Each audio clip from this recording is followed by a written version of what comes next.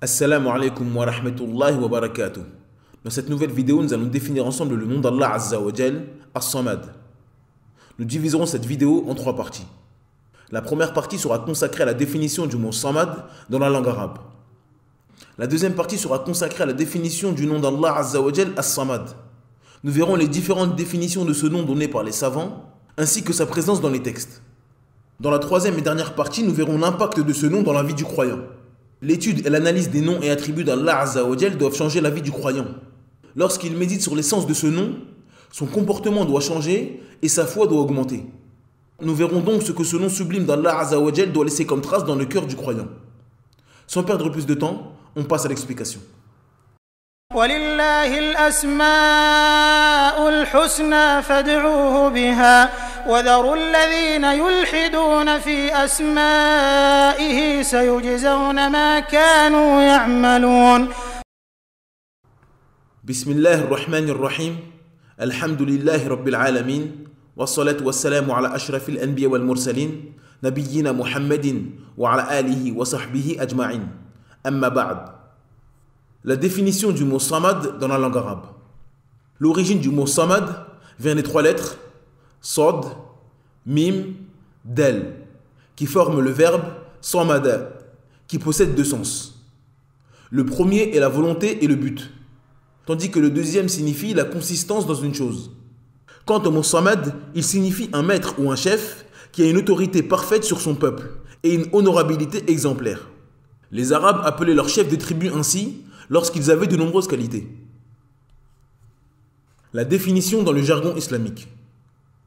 Les salafs ont défini le nom d'Allah Azza wa Jal As-Samad de nombreuses façons différentes.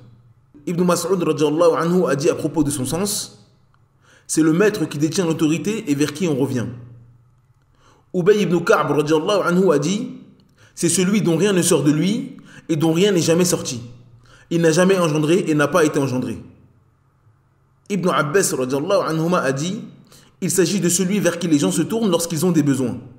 Abu Hurairah radiyallahu anhu a dit: il s'agit de celui qui n'est pas vide.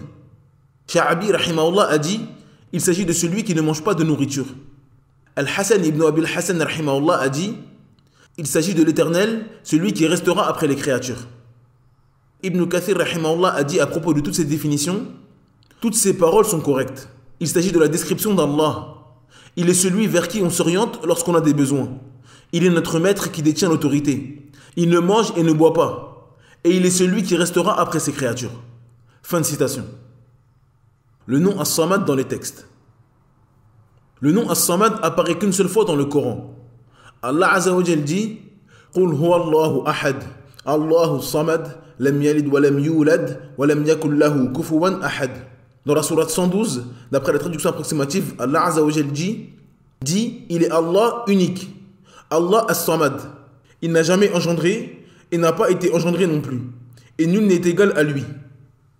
D'après Abu Hurairah radiyallahu anhu, le prophète sallallahu alayhi wa sallam a dit: Allah a dit: le fils d'Adam m'a accusé de mensonge sans qu'il ait le droit de le faire.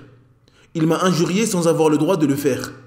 Il m'a accusé de mensonge en disant: Allah ne me fera pas renaître comme il m'a créé. Or, la première création n'était pas plus facile pour moi à instaurer que de la recommencer une seconde fois. Quant à son injure, elle consiste à dire qu'Allah a eu un enfant. Or, je suis l'unique, As-Samad, qui n'engendre pas, qui n'a pas été engendré et qui n'a pas d'égal. L'impact de ce nom dans la vie du croyant. As-Samad est l'immense maître qui a la science, la sagesse et la mansuétude parfaite. Il est celui qui possède les attributs parfaits et celui vers qui les créatures reviennent pour leurs besoins. C'est vers lui et personne d'autre qu'il faut se tourner pour améliorer nos besoins religieux et mondains. C'est à lui qu'on implore le secours durant les épreuves, les difficultés et les moments de tristesse, car lui seul est dans la capacité de nous en sortir. La foi que le musulman doit avoir concernant le nom As-Samad. Pour bien comprendre cette partie, je vous invite à regarder la vidéo sur le tawhid des noms et attributs d'Allah Azza wa Jal. Le lien est dans la barre de description. Affirmer pour Allah le nom As-Samad. Unifier Allah dans ses noms et attributs consiste à affirmer ce qu'Allah Azza wa Jal a affirmé pour lui-même dans le Coran ou par le biais de son messager sallallahu alayhi wa sallam. Affirmer l'attribut As-Samadiyya. Chaque nom d'Allah Azza wa Jal possède un attribut qu'il faut également affirmer pour Allah. Exemple, Le nom Al-Hayy, qui est traduit par le vivant, possède l'attribut de la haya, c'est-à-dire la vie, qu'il faut affirmer pour Allah Azza wa Jal sans faire ressembler Allah à ses créatures. Allah possède l'attribut de la vie, et je possède également cet attribut. Mais la vie d'Allah Azza wa Jal est parfaite et ne ressemble pas à celle des créatures.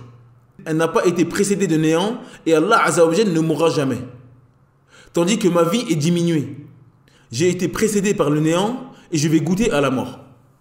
Le musulman doit procéder de cette manière avec tous les noms et attributs d'Allah Azza wa Jal venus dans les textes, sans aucune exception. Affirmer les noms et attributs qui découlent de ce nom. Nous avons dit qu'As-Samad était le maître vers qui on se dirige pour nos besoins. Pour qu'Allah puisse répondre à nos besoins, il doit avoir la capacité de faire cela. Il doit être omniscient ou encore entendre toutes ses créatures. Donc, affirmer le nom d'Allah Azza wa Jal As-Samad implique d'affirmer les noms et attributs qui en découlent. Adorer Allah avec ce nom. Comme nous l'avons dit dans la vidéo sur la foi est parole et acte. Le musulman doit donc œuvrer avec ce nom sublime d'Allah Azza wa Jal. Celui qui sait qu'Allah est le maître vers qui on se tourne pour nos besoins et qui a la capacité de répondre à nos demandes placera sa confiance en lui. Il ne se rabaissera pas en se tournant vers des créatures qui sont elles-mêmes dans le besoin. Il se tournera vers le riche qui possède toutes choses. Il ne se tournera pas vers des morts qui sont dans leur tombe depuis des centaines d'années et qui ne peuvent même plus œuvrer pour eux-mêmes. Mais il se dirigera vers le vivant, celui qui possède tout le bien entre ses mains. Croire que celui qui est dans le besoin ne mérite pas l'adoration. Nous avons dit que parmi l'essence du nom As-Samad, il y avait celui qui n'est pas vide, c'est-à-dire celui qui est parfait et complet, et qui n'a pas besoin de se remplir de nourriture, de boissons ou autre. C'est pour cela qu'Allah Azza wa Jal renie la divinité de Isa et de sa mère en disant Mal Masih ibn Maryam illa rasulun qad khalat min qablihi ar-rusul wa ummuhu siddiqatun kana ya'kulani at-ta'am. Dans la sourate 5 au verset 75, d'après la traduction approximative, Allah Azza wa Jal dit Le Messie, fils de Mariam, n'était qu'un messager. Des messagers sont passés avant lui, et sa mère était une véridique. Et tous deux consommaient de la nourriture. Vois comme nous leur expliquons les preuves, et puis vois comme ils se détournent. Celui qui a besoin de nourriture ne peut pas être le Seigneur de l'univers qui mérite l'adoration. Allah est le créateur de toutes choses. Les créatures ont besoin de lui, et non l'inverse. Cette vidéo est maintenant terminée. Merci de l'avoir suivi jusqu'à la fin. N'hésitez pas à télécharger le PDF de cette explication. Le lien est dans la barre de description. Il est disponible en langue arabe et en langue française. N'oubliez pas de vous abonner à la chaîne et d'activer la cloche de notification afin de ne rater aucune vidéo. En attendant, je vous dis Assalamu alaikum wa rahmatullahi wa barakatuh. Subhanakallahumma bihamdik. Ashhadu an la ilaha illa ant. Astaghfiruka wa atubu ilaik.